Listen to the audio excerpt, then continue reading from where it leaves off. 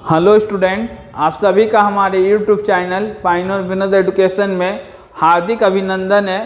आज मैं आप लोगों के लिए कबीर के पद 12वीं कक्षा का लाया हूं। कबीरदास जी का 2023 के एग्जाम में आपको कबीरदास का लाइनिंग ही आएगा। तो लाइनिंग है, माया महा ठगनी हम जानी, त्रिगुण फांसी लिए कर डोले, बोले मधुर वाणी, केशों के कमला होई बैठी, शिव के भवन भावनी, पंडा के मूरत होई बैठी, तीर्थों हूँ में पानी, जोगी के जोगिन हुई बैठी, राजा के घर रानी, काहू के हीरा होई बैठी, काहू के कोड़ी कानी, भक्तों के भक्तिनी हुई बैठी, तुड़का के तुड़कानी, कहे कबीर सुनो भाई साधो, यह सब अकथ कहानी। तो कबीरदास जी हिंदी साहित्य के संत काव्यधारा के सर्वश्रेष्ठ कवि थे और उनके कविता के रचना का उद्देश्य केवल कविता करना नहीं था, बल्कि लोगों को ज्ञान देना था तथा समाज को अज्ञानता से मुक्त कराना था। तो कबीरदास जी यहाँ पर माया के गुणों का वर्णन कर रहे हैं।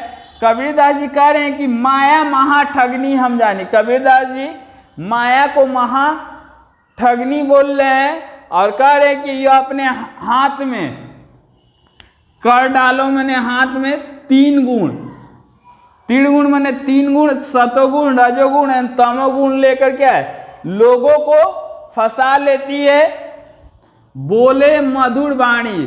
और कबीरदास जी के अनुसार माया क्या है, मीठी मीठी वाणी बोलती है। और माया जो है विभिन्न स्थानों पर विभिन्न रूपों में रहती है। केशों मने भगवान विष्णु और कमला मने उनकी पत्नी कमला। भगवान विष्णु के यहाँ क्या है, माया कमला के रूप में बैठी हुई है और भगवान शंकर के यहाँ क्या है, पार्वती के रूप में बैठी हुई है।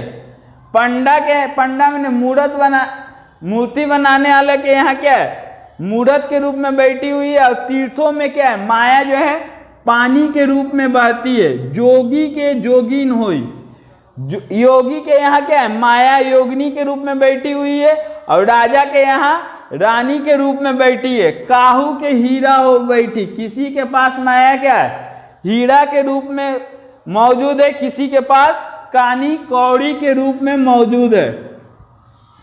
भक्तों के भक्तिनी होई बैठी, माया जो है भक्तों के यहाँ भक्तिनी के रूप में बैठी हुई। तुड़का मने मुसलमान और तुड़कानी मने मुसलमानी, और मुसलमानों के यहाँ क्या है, मुसलमानी के रूप में बैठी हुई है। कहे कबीर सुन भाई साधो, यह सब अकथ कहानी।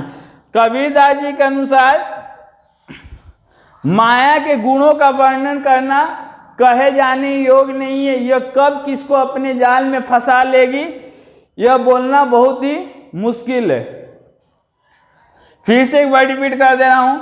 प्रस्तुत पद में संत काव्यधारा के सर्वश्रेष्ठ कवि कबीरदास जी ने माया के गुणों का वर्णन करते हुए माया को क्या है, महाठगनी कहा है। कबीरदास जी के अनुसार माया क्या अपने हाथ में तीन गुण, सतोगुण, रजोगुण एवं तमोगुण को लेकर क्या है लोगों को फांस लेती है और मधुर वाणी बोलती है। कबीरदास जी आगे कह रहे हैं कि माया क्या विभिन्न स्थानों पर विभिन्न रूपों में रहती है। केशों के कामला हो बैठी, केशों माने भगवान विष्णु के यहाँ क्या उनकी पत्नी कमला के रूप में बैठी हुई है और भगवान शंकर के यहाँ क्या पार्वती के रूप में बैठी हुई है। और पंडा के मूर्ति बनाने वाला के यहाँ मूर्त के रूप में बैठी है। और तीर्थ स्थानों में क्या है, पानी के रूप में बहती है। तीर्थ स्थानों में क्या हम लोग पानी को ज़्यादा महत्व देते हैं। योगी के यहाँ योगी के यहाँ क्या है, योगिनी के रूप में बैठी है। राजा के यहाँ रानी के रूप में बैठी है। किसी के पास हीरा के रूप में बैठी है तो किसी के पास कानी कौड़ी के रूप में बैठी है। भक्तों के यहाँ क्या भक्तिनी के रूप में बैठी हुई है तथा मुसलमानों के यहाँ मुसलमानी के रूप में बैठी हुई है। कबीरदास जी कह रहे हैं कि माया के गुणों का वर्णन करना कहे जाने योग नहीं है। इसके गुणों का वर्णन करना बहुत ही मुश्किल है। यह कब किसको अपने जाल में फंसा ले यह कहना बहुत ही मुश्किल है। हम लोग क्या है, इस संसार में क्या है, माया के जाल में फंसे हुए रहते हैं। राजा क्या होता है, रानी के माया के जाल में फंसा रहता है। जो मूर्ति बनाता है उसको क्या है, वो अपना मूर्ति बनाने के जाल में फंसा रहता है कि हमको अच्छा मूर्ति बनाना है। इस लाइन में एक आया है, त्रिगुण फांस लिए। त्रिगुण का अर्थ होता है सतोगुण, रजोगुण और तमोगुण। ये तीनों गुण क्या है, इस दुनिया को चला रहा है। और ये तीनों गुण के लोग क्या है, इस धरती पर मौजूद है। और सभी लोग इसी गुण में क्या है, ये तीनों गुण से वशीभूत होकर अपने अपने कार्य को में आनंद प्राप्त कर। जैसे सतोगुण का मतलब होता है अच्छे कार्य करने वाले या दूसरों की भलाई करने वाला। जो व्यक्ति अच्छा काम करता है या दूसरों की भलाई करता है, वो यही देखकर खुश रहता है कि वो दूसरों की भलाई कर रहा है, बहुत ही अच्छा काम कर रहा है। इसको हम क्या कहते हैं, सतोगुण। और रजोगुण माने, रजोगुण से यहाँ तात्पर्य लालच होगा।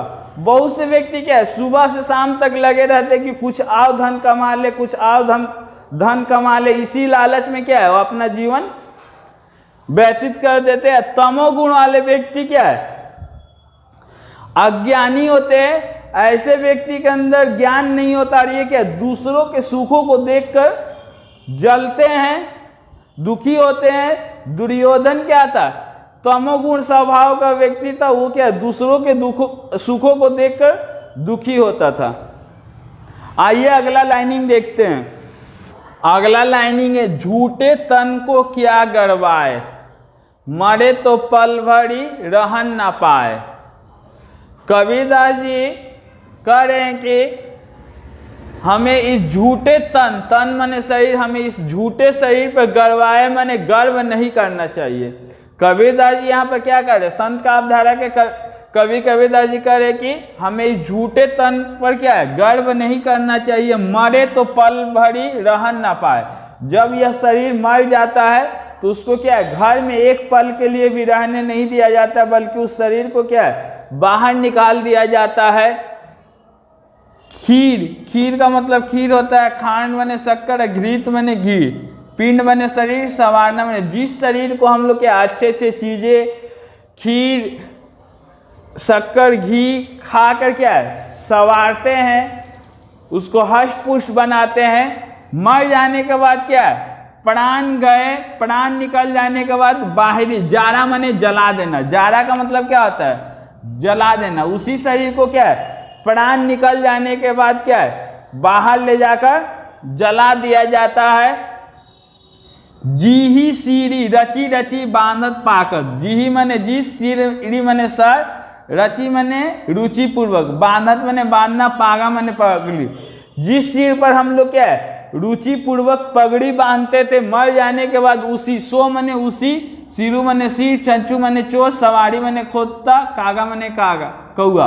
उसी सिर को क्या है, कौआ खोदता है। जिस सिर पर क्या है हम लोग जीवित अवस्था में रुचि पूर्वक पगड़ी बांधते, उसी सिर को क्या है मर जाने पर कौआ खोदता है।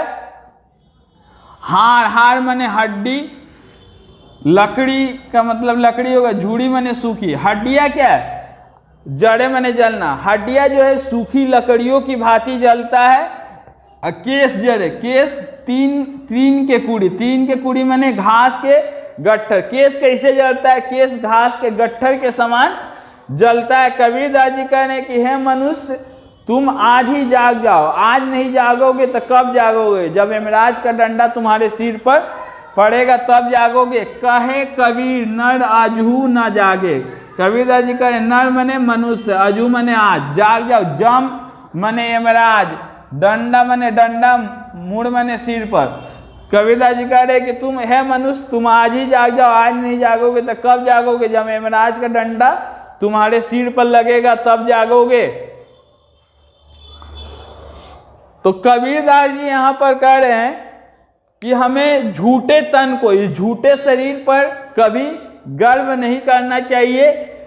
मरने पर क्या है, इस शरीर को पल भर के लिए घर में नहीं रखा जाता है, बल्कि बाहर निकाल दिया जाता है। जिस शरीर को हम क्या अच्छे अच्छे चीज़ों को खाकर हष्ट पुष्ट करते हैं, यहाँ पर कबीरदास जी कह रहे हैं कि जिस शरीर को हम लोग खीर शक्कर घी खाकर संवारते हैं, पिंड माने यहाँ पर शरीर होगा, प्राण निकल जाने के बाद उसी शरीर को क्या है बाहर ले जाकर जला दिया जाता है। जिस सिर पर हम लोग क्या है रुचि पूर्वक पगड़ी बांधते, उसी सिर को क्या है मर जाने के बाद कौआ क्या है अपने चोंच से खोदता है, और हाड़ में हड्डी क्या है सूखी लकड़ियों की भांति जलता है, और केस क्या है घास के गट्ठर की तरह जलता है। कबीरदास जी कह रहे कि है मनुष्य, आज तुम जाग जाओ, आज नहीं जागोगे तो कब जागोगे? जब यमराज का डंडा तुम्हारे सिर पर पड़ेगा तब जागोगे। यदि वीडियो आप लोगों को अच्छा लगे तो वीडियो को लाइक करें तथा अपने दोस्तों को भी शेयर करें, तथा चैनल पर नए हैं तो सब्सक्राइब करना ना भूलें।